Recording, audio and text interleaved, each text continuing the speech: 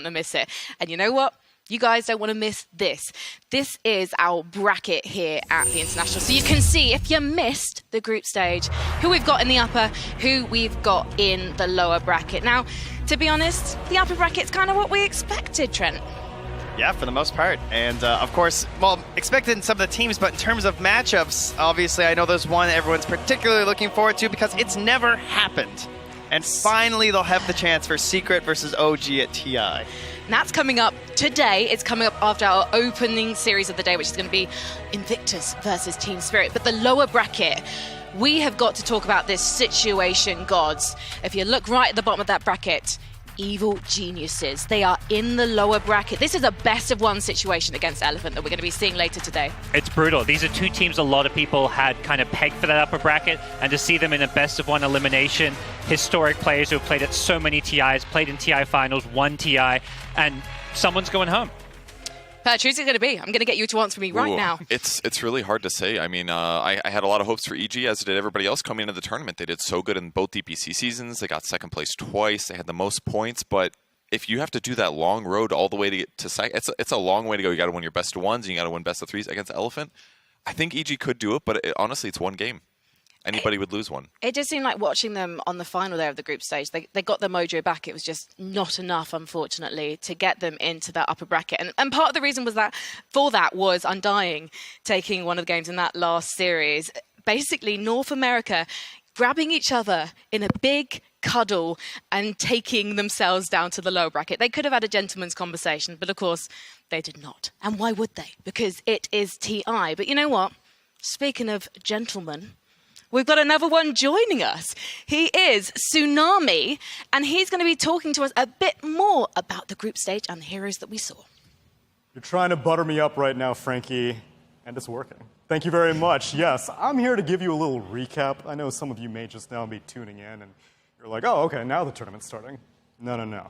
We've already played 144 matches here at the International Group Stage, and I'm sure inquiring minds want to know, what heroes should I be looking out for? So let's get started.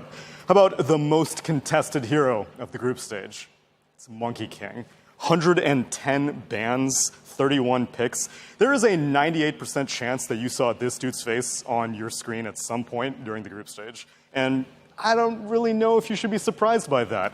If you were paying attention to pubs before this whole thing started, you'd have known that it's usually the most flexible heroes that are first phase banned out in these tournaments. And this guy is he's about as flexible as they get. But how about highest win rate hero? Well, there are a few heroes that had like 1 or 2 picks, 100% win rate, like Drow and Chen, but it's Winter Wyvern that interests me. 9 picks, 89% win rate. PSG LGD even first phased her twice and won. In fact, her only loss was when Quincy Crew picked her against Team Spirit. But I don't want to bore you with the details. I know. You want to know, who should you be spamming in pubs? Who should you be spamming before maybe a nerf? I don't know, 2 weeks or so?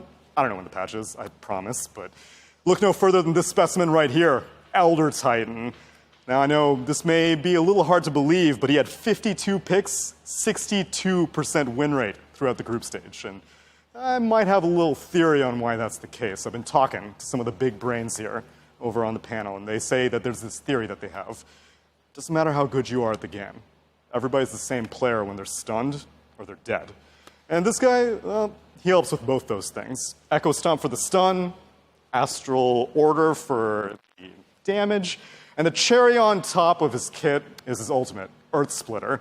You may be noticing there are a lot of high HP, tanky heroes that are popular right now, like Tidehunter, Tiny. Well, what better way to deal with them than the percentage-based damage that comes from Earth Splitter? Now, I don't know if he'll continue with that kind of popularity, because we know main event tends to bring its own couple of surprises, but we'll just have to start the playoffs before we can find that out. Back to you, Frankie. Thank you very much, Tsunami. You know what? I was so excited to be part of TI10.